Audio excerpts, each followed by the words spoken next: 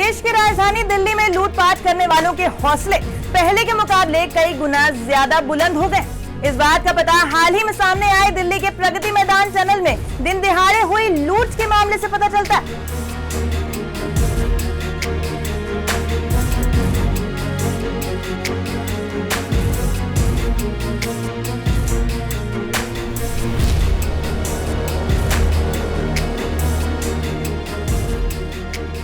मामला ये था कि मोटरसाइकिल पर सवार दो बदमाशों ने हथियारों के बल पर पुरानी दिल्ली के रहने वाले कारोबारी पटेल साजन कुमार से 2 लाख रुपए लूट लिए और अब दिन दिहाड़े लूट की इस पूरी घटना का वीडियो सामने आ चुका है, जिसमें साफ नजर आ रहा है कि टनल में लुटेरों ने कैसे सरेआम बेखौफ होकर इस लूट को अंजाम दिया।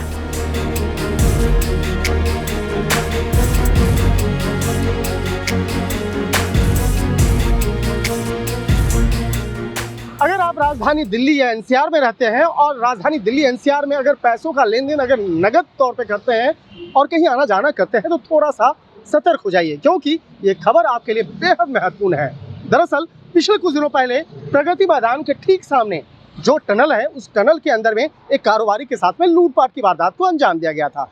4 बदमाशों ने पिस्टल के दम पर उस कारोबारी के साथ में लूटपाट किया और आसानी से फरार हो गया। लेकिन कैसे ये लूटपाट हुई, कैसे इस मामले में उन बदमाशों के द्वारा उस कारोबारी को रेकी किया गया, इन तमाम मामलों पर नई दिल्ली पुलिस तफ्तीश कर रही है। इस वक्त में आपको दिखाना चाहेंगे वो टनल को। ये टनल ठीक प्रगति मैदान के सामने है और इस टनल के माध्यम से ही जब पटेल साजन कुमार नाम का एक कारोबारी अपने कैब से जा रहा था, इसी बीच में उस कैब को रोका जाता है। इसी टनल के अंदर से उसे रोका जाता है और पिस्टल के दम पर उससे तकरीबन 2 लाख रुपये लूट लिया जाता है। हालांकि वो एक बैग में था, लेकिन ऐसा अनुमान लगाया जा रहा है वो पहले से ही उसका पीछा कर रहा था। और पटेल साजन कुमार की अगर बात करें तो वो ओमिया इंटरप्राइजेज चांदी चौक में डिलीवरी एजेंट के तौर पर काम करता था और वो दिल्ली से गुड़गांव की ओर जा रहा था। उसी दौरान में इस लूटपाट की वारदात को अंजाम दिया गया।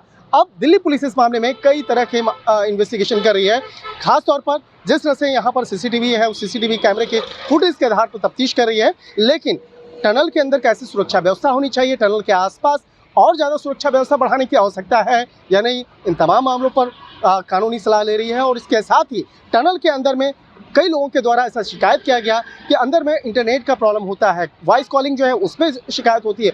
लिहाजा इस बात को भी लेकर आगे लीगल जो एक सलाह है वो लिया जा रहा है। और इसके साथ ही पुलिस की टीम अब उस कारोबारी को गिरफ्तार करने के लिए अब तलाश रही है और इसके साथ ही आसपास में जो तमाम जो लोग हैं उनको भी सतर्क भी कर रही है। वीडियो जर्नलिस्ट जगदीश गौतम के साथ शंकर आनंद, न्यूज़ 18 दिल्ली।